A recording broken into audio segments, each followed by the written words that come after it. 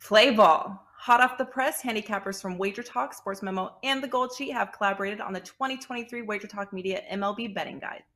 From World Series odds to regular season win totals and everything in between, this year's betting guide features previews on all 30 teams, all 6 divisions, and season-long awards like the Cy Young, MVP, and Rookie of the Year. Each preview contains key roster acquisitions and departures to help you get up to speed before opening day. Visit wt.buzz/MLB23 to download your free guide, and we'll see you in the batter's box.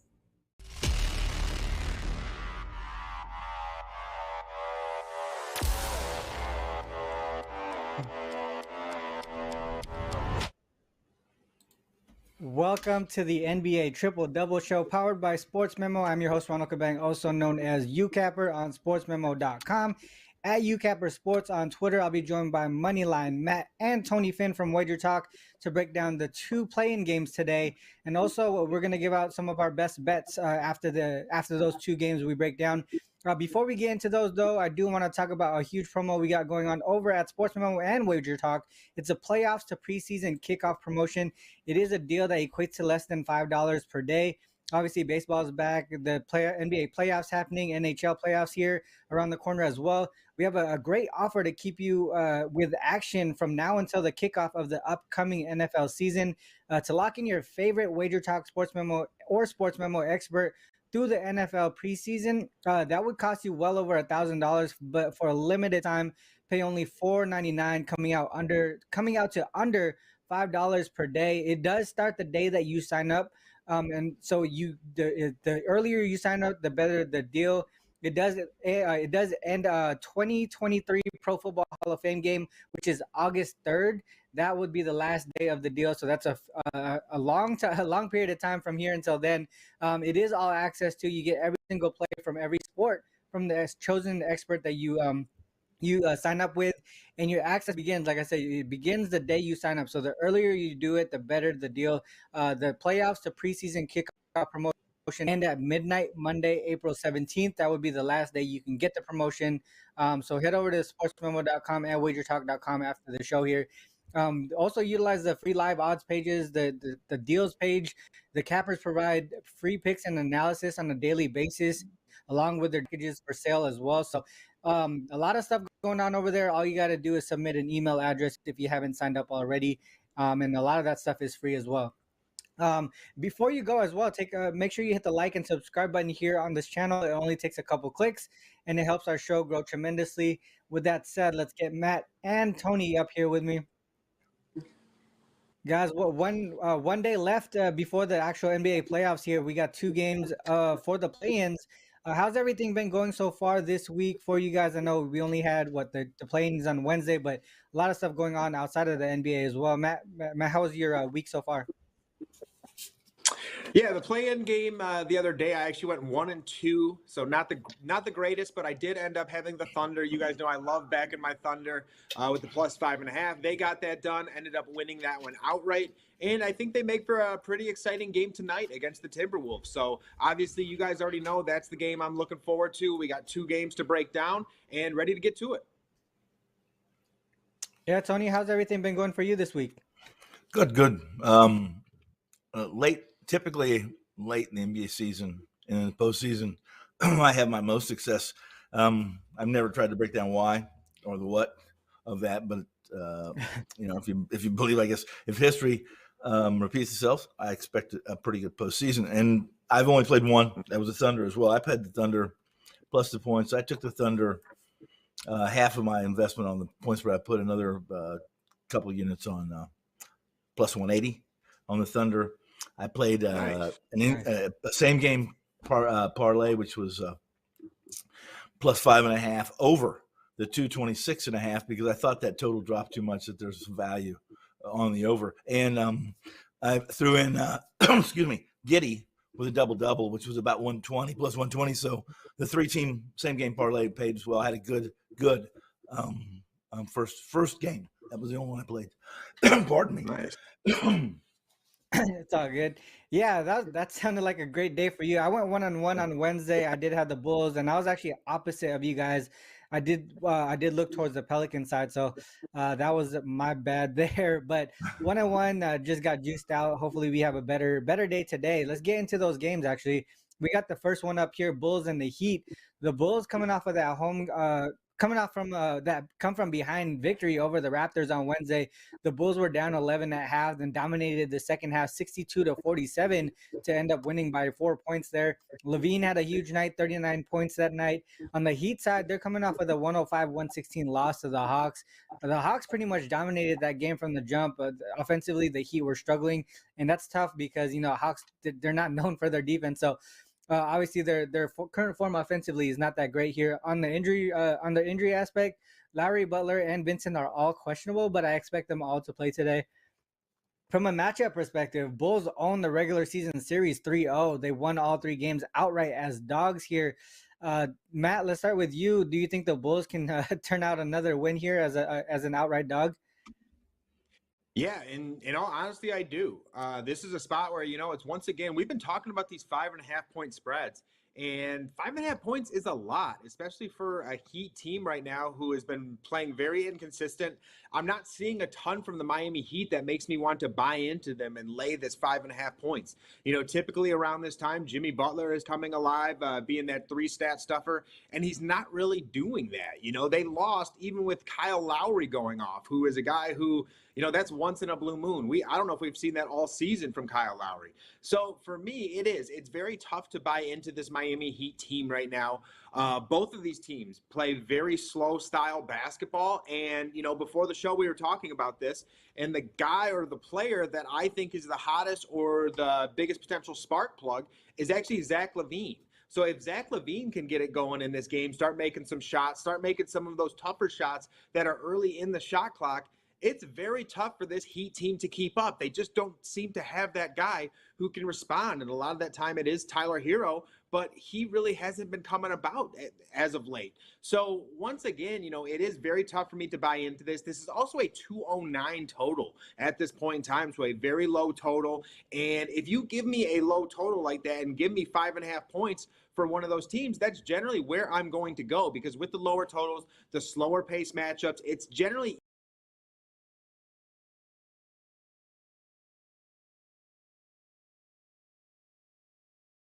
game nice and close. So for me, I would go with the Bulls here. There is nothing with this Miami Heat team that makes me look their way or makes me believe that they can cover a 5.5 point spread. I actually wouldn't be surprised whatsoever if this Heat team loses outright. So for me, I would be with the Bulls here once again.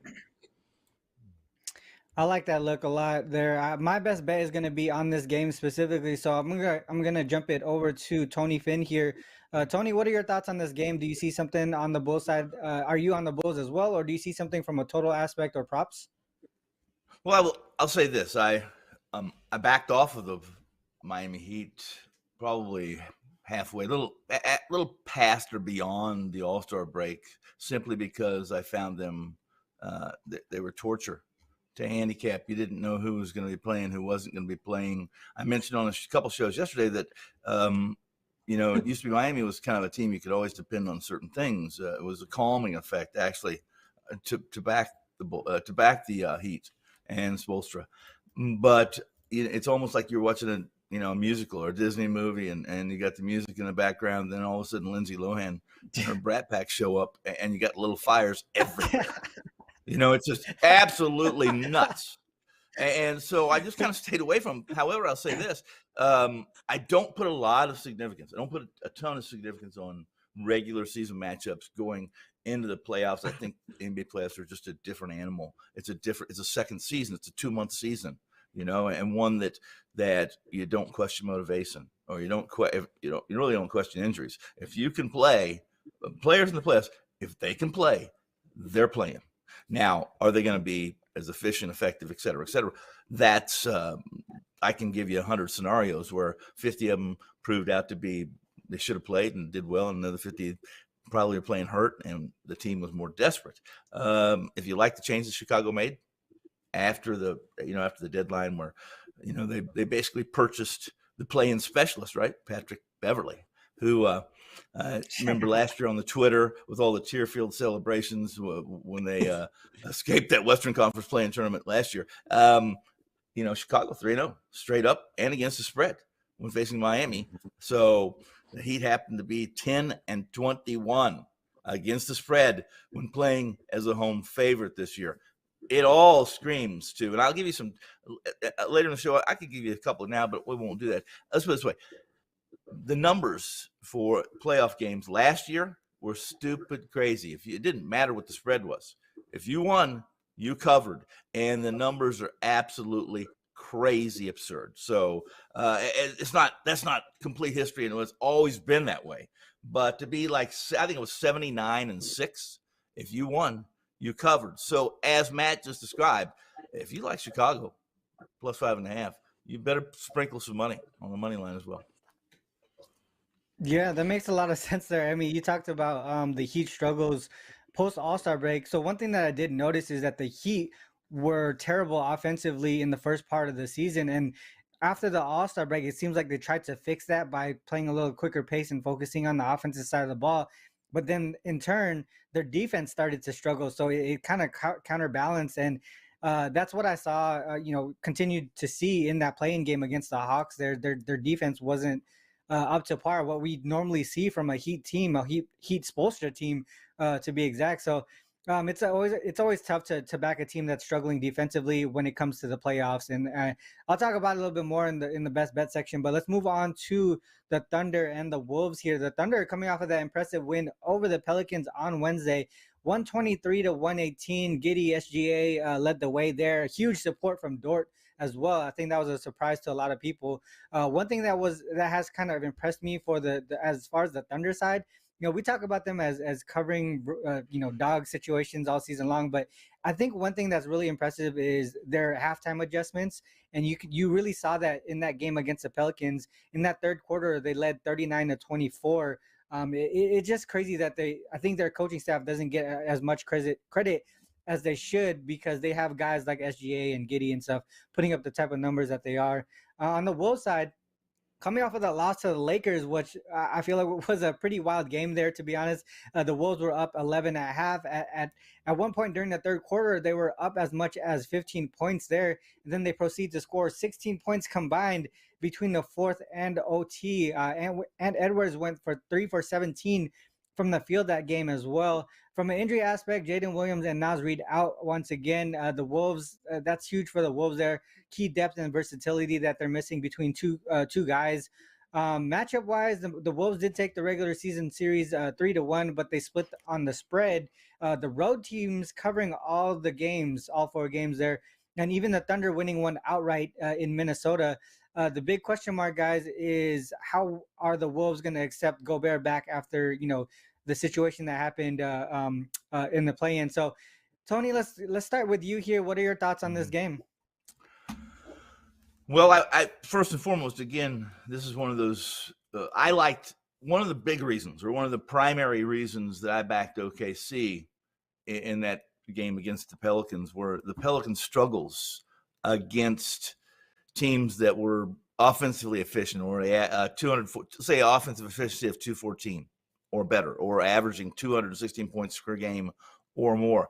The Thunder were hideous against those teams, and I also liked them because no matter what, the only prop I lost on that Pelicans and Thunder game was that the center for the Pelicans. A lot of guys said, "Look, I love this over 13.5 points. I love it." And I said, "Well, first and foremost, he's not healthy, not completely healthy. He's got a bad ankle, bad leg. Secondly, in the 3 games that they played that year, the 4 games they played, he scored 14, more than 13.5, and he never played more than 27 minutes. They don't give him enough minutes to be given, or at least to be backing big point spread covers as far as propositions go. But if you have an advantage over OKC, guys, if you have some bigs, and you saw it early in that Pelicans game, they went to win inside. I think Val scored 10 first half, and they took an early lead in that game, 9 or so in that game, because they were taking advantage of a smaller team, which is OKC. Minnesota has the same makeup here. If you go back to the games these two played, and again, I don't want to put a emphasis on the regular season. I want to put a large emphasis, should I say. But these two teams played each other in 2 of the first 3 games of the season. Rudy Gobert's debut, he had a monster game 1, and they comfortably beat OKC. They beat them 2 days later comfortably. The third game was a little different. And again, we're talking about October, right? Last year, October. So that's almost like last year. To go back that far and use that comparison, say, look what they did to him here. Look how they took advantage of this here. It's not something you do. And OKC's shown time in and game out, to be honest with you, that they can adjust. They're versatile. They and arguably, in my mind, they have arguably the best playmaker in basketball. And it's just the way it is. Gil Alexander, it doesn't matter who you are. He's going to find a way to take the ball to the rim against whoever you have to guard him. And you're probably going to have to, you can almost have to bracket him. You're going to have to put your best defender on him and then and basically sag with your 5. And hopefully it's not a stretch 5, but you sag with your 5 and defend the rim. But I don't trust Minnesota. Again, little fires everywhere. We saw it in the last game. They lose one of their best 2 defenders. Obviously, Rudy Gobert's back. He's the guy that you want to have in the middle, a defensive player of the year type player. But a broken hand and a locker room that I don't think it's divided. But this is supposed to be a time when everybody's together and they're cohesive to some degree. I don't feel that way about Minnesota. Give me OKC. Yeah, I agree with you as far as the cohesiveness within this team here. They talk about how Gobert coming back is not going to be an issue. They hashed it out and stuff like that. But I don't know. I mean, he threw a punch and all these things, and obviously it's in the heat of the moment. But sometimes these guys they can act like things are okay, but they really aren't. So I don't know. To me, I from a side perspective, I still don't want to. I don't see a huge advantage on the Thunder side here. If I look at some of the numbers and trends, they really cancel each other out for me from a side perspective, especially if you look at the Wolves post All-Star break, right? If you look at them just at home in general, 2-6 straight up, and against the spread, they're averaging 110.8 per game, allowing 116 per game. But if you look at the Thunder as road dogs post All-Star break, a bit of the opposite of how they did before the All-Star break, because post All-Star break 2-7 straight up, 3-5-1 against the spread. It just didn't seem like they were doing I guess the numbers, maybe the books adjusted the numbers a little bit more. So the number the spreads weren't as huge as they were in previous games, but for the most part, those things canceled each other out. But when I was doing some research, I did notice that both teams start off pretty hot in these types of games here. They tend to score more in the first half than in the second half in those trends that I just mentioned. The Thunder specifically, as road dogs post All-Star break, average a combined score of 120.5 in the first half as road dogs. And the total, the last time I saw the team, the first half total was 116.5. I would probably look in that direction. I know the Wolves really had they struggled for that stretch in the fourth quarter and OT versus the Lakers. I think they bounced back a little bit offensively here against a Thunder team that really isn't too known for their defense. They do create a lot of turnovers is one thing, but they do play a fast pace as well. So I would look towards the first half over if I was to play anything in this game. Matt, what are your thoughts on this one? Yeah, I thought both of you guys brought up a lot of great points, and I think everyone watching knows I am riding the Thunder till the wheels fall off. I'm going to keep rolling with them. I love SGA. I love what Josh Giddey is doing right now. I love that boy, Jalen Williams. And, you guys bring up a lot of great points, and there is some unknown with the factor that Rudy Gobert is going to be coming back into that game. And I definitely misread that Pelican situation with Jonas Valanciunas. I thought he would have limited minutes because of the smaller lineup. And that's the thing, though, with these centers sometimes is when they come in and they get hot early on, then the coach is going to ride the hot hand. And you obviously understand that. And the same exact thing could happen with Rudy Gobert. I mean, Jalen Williams, the center, is 6'10" on a good day. And, Rudy Gobert is 7'1" with like a 7'5", 7'6" wingspan. So there is going to be a huge advantage there for the Minnesota Timberwolves. But again, Rudy Gobert, there's always that chance that he can get in foul trouble. Who knows what's going on in the locker room right now? Who knows how much they're even going to feed Rudy? And in addition to that, this is going to be a very fast game. This is an Oklahoma City Thunder team who has the third highest pace in basketball. The Minnesota Timberwolves have the 10th highest pace in all of basketball. And I love the look for Shai Gilgeous-Alexander, to get out and run. To your point, Ron, Jaden McDaniels will be missing this game once again. And that's that Timberwolves team's number one defender. So that often allows SGA to get out and run. It allows him to attack the basket, get to the free throw line, get into his post-up game. What's really nice with this Thunder team, and I think it's something that's somewhat slept on, is their mid-range game, especially with Shai Gilgeous-Alexander, because what's going to occur with Rudy Gobert, he loves to drop to the basket. He loves to just get as close to that basket as possible, get his hands up. But what Shai can do is he can come around that pick and roll, pull up around the free throw line, and make you pay for that drop defense. So I think that is the perfect counter to that drop defense by Rudy Gobert. And then also someone like Jalen Williams did not have that great of a game the other day. I like him to bounce back. And although this Thunder team is so young, I trust them far more than a team like the Minnesota Timberwolves or a team like the Miami Heat, like we talked about earlier. Like, for how young this team is, they make the adjustments necessary. They play incredibly hard on both offense and defense. And if there's one thing with this Minnesota Timberwolves team that you've been able to evaluate all season, is this team will just straight up give up sometimes, and they just don't give max effort.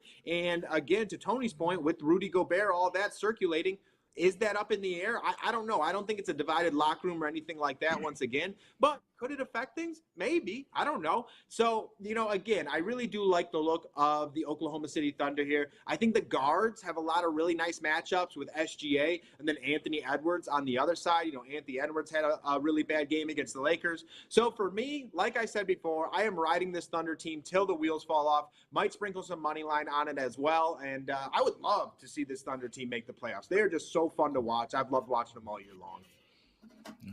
Yeah, and definitely fun to watch. Ronald, And like you said, yeah, go ahead. Just the point is, Rudy Gobert's never been a guy that's most popular player or friend or personnel in the locker room. This is the same guy that, if you remember, during COVID, said screw this guy and started rubbing, and we know what happened after that. So it was a big problem in Utah.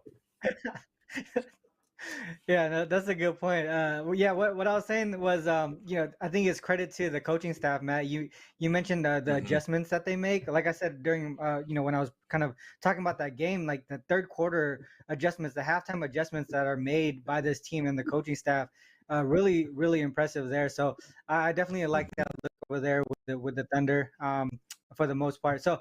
I think your best bet is on that game as well. So let's start with you in this section here.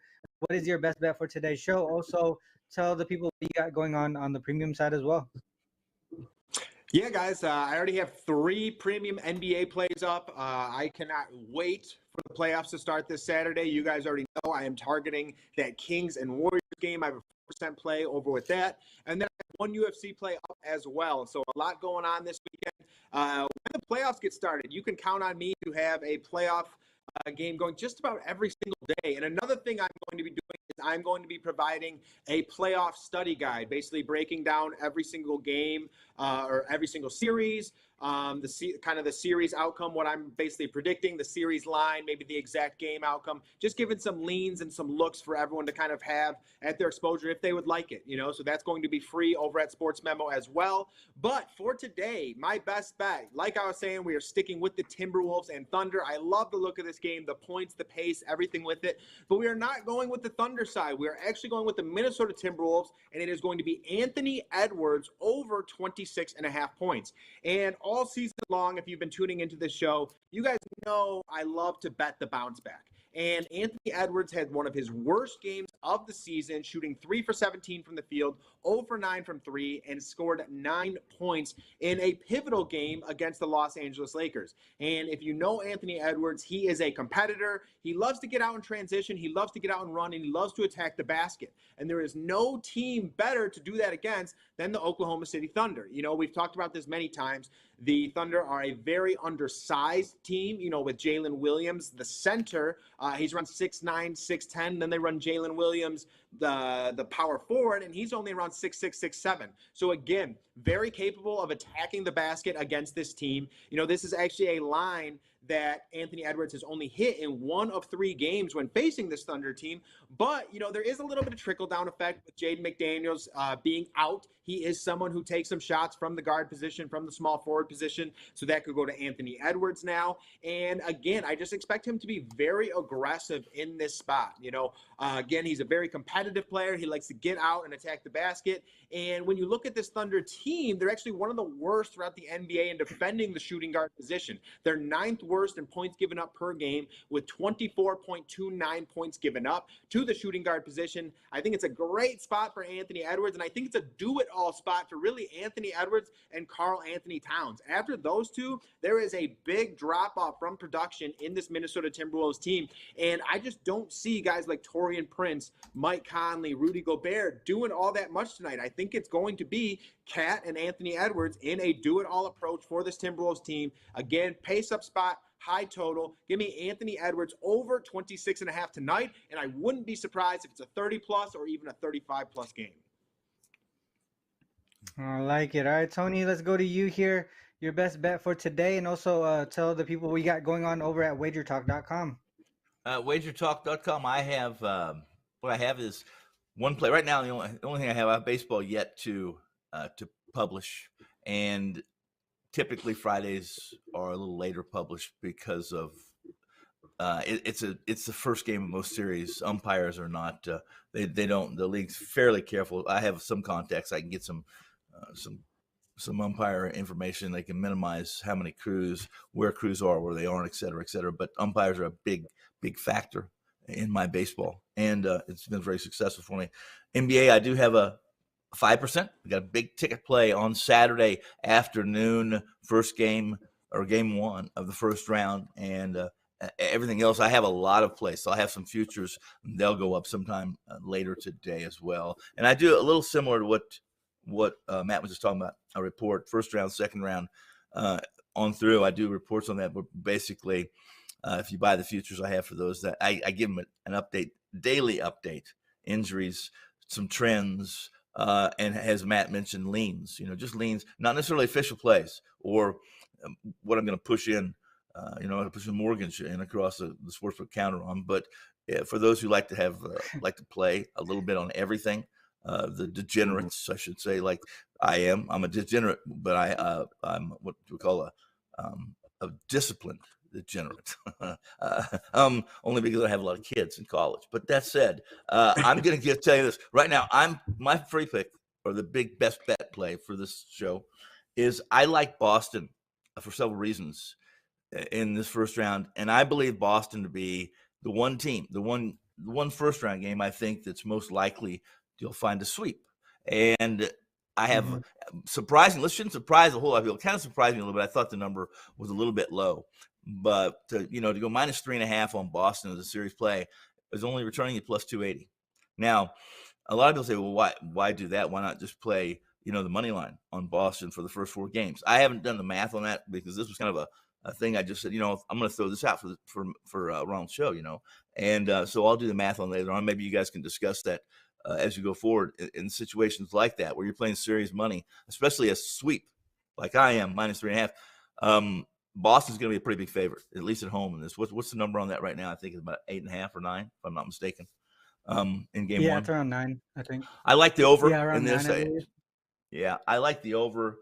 Before I'm not even going to go into the game. I'm just going to give you a couple that I mentioned to you. I'm going to give you a couple trends, and I'm not a big trend guy, but these are 2 different seasons. And what I always like to mention in shows is that I would warn you to be carrying over a team's form from 10 games ago into the playoffs, yet alone a team's form 50 games ago because they beat the crap out of this team. Look, how can it be any different? It can be different. I mean, there's only been 12 sweeps, 12 better seed sweeps. All 12 had better records, obviously, in the second half of the season. So that's something you look at. Look at the second half of the season. But first round game trends, big favorites have a big edge, guys. So it's not the teams with 8.5 points or better, or 8.5 points, giving 8.5 points or more, 76-10 straight up. That's a pretty nice number. But they're 52-34. It's over 60% against the number. Unders are very prevalent in the first round. We talked a little bit about that. Bigger road favorites, also a solid. Of eight of the last 45 road favorites of 4.5 points or more have lost outright, going 37. I think it's 37-8. That's what the number was. 37-8. If you're a road favorite, 4.5 or more in this first round, 37-8 straight up, 30-14 against the number, almost 70%. It's when you get to these lines, the 4 points, the 2 points, 4 points or less, on the favorite, have proven to be a losing proposition. 33, 32 straight up, 24-38 against the number. So in many cases in the NBA, it's not as rewarding. Your ROI is not as expansive or as attractive to look at. Money lines are often the way to go in these NBA games that are 4 under.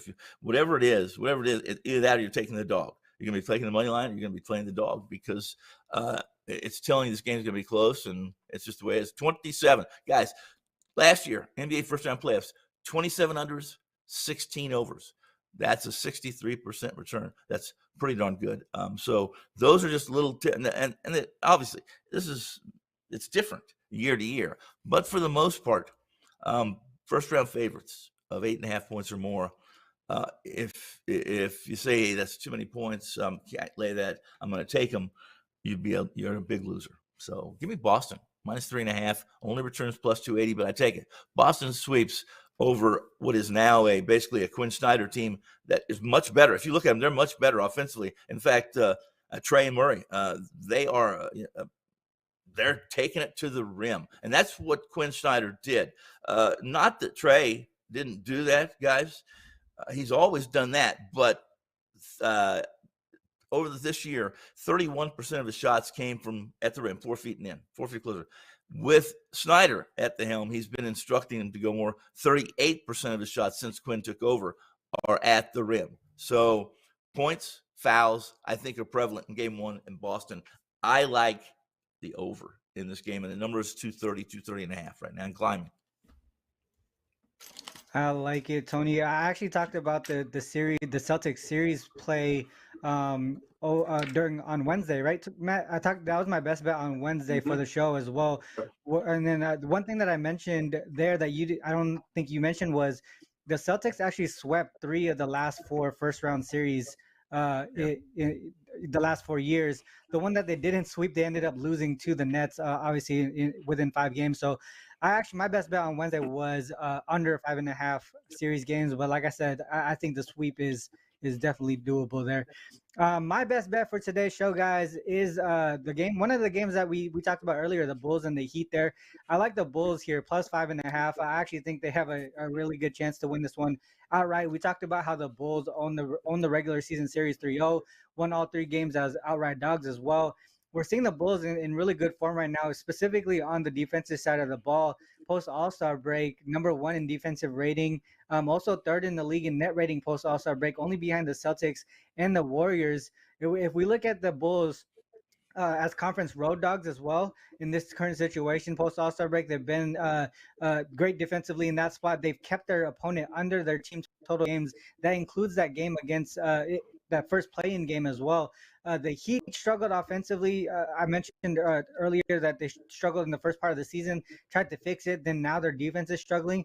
And then the other aspect of it is if they were only able to put up 105 against a Hawks team who really struggles on the defensive side of the ball, that's going to be that's something that really puts me at a pause to back any type of Heat team here in this aspect, because if you struggle against a defense like that, and now you're facing the number 1 rated defense in the league at this point, I can only back the Bulls here. There's a solid chance the Heat don't reach the 100-point mark in my opinion. And if that happens, the Bulls should not only cover the 5.5, but possibly win that game outright. So that's my best bet for today's show. It's actually a premium play as well that I gave out to my clients. I do have 2 futures plays, series futures. The Celtics is one of them as well that I just gave out. And then also I have 4. I already have 4 plays for game 1s during the weekend, Saturday and Sunday. We got baseball here. We got 3 plays for baseball today. And then I'll probably be posting my UFC this week, tonight as well for this Saturday. So a lot of stuff going on. That leads me to the playoffs to kickoff promo. I think that's an all access promo. Like I said, it's under $5 a day. So head over to SportsMemo and WagerTalk.com and check out that promotion. It does end on the 17th, so you only got 3 days to purchase that deal. I think it's $4.99 is what I believe is the price there. It is Friday, guys, so this is the last show of the week. Our next show is on Monday. Matt or Tony, any last words before we close out the week here? No, just happy Friday. Good luck this weekend with the NBA playoff opener. Really excited to get this going. No, I would say just take advantage of the NBA playoffs. Are always fun. They're fun, and it's a 2-month. It is the 2-month second season, should we say? However, the deeper we go into the playoffs, the less games we have. Eventually, we're going to have 4 teams. It's going to be a Final Four situation where you're playing for 2 conference championships, and baseball is king. What I used to love about baseball was that it was, it didn't have a time clock. Well, we have time constraints now, which I'm not a big fan of. However, baseball, what would summer be without Major League Baseball in my life? It would have been, I don't know, been tragic. Let's just put it that way. I love baseball. Look forward to football, obviously, but have a great summer.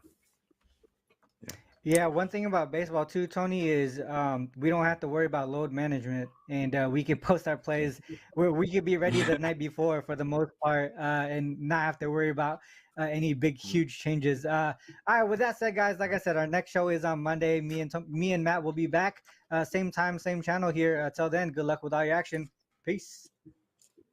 Play ball. Hot off the press, handicappers from Wager Talk, Sports Memo, and The Gold Sheet have collaborated on the 2023 Wager Talk Media MLB Betting Guide.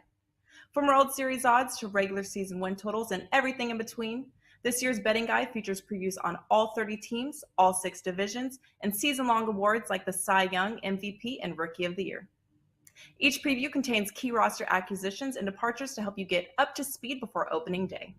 Visit wt.buzz/MLB23 to download your free guide, and we'll see you in the batter's box.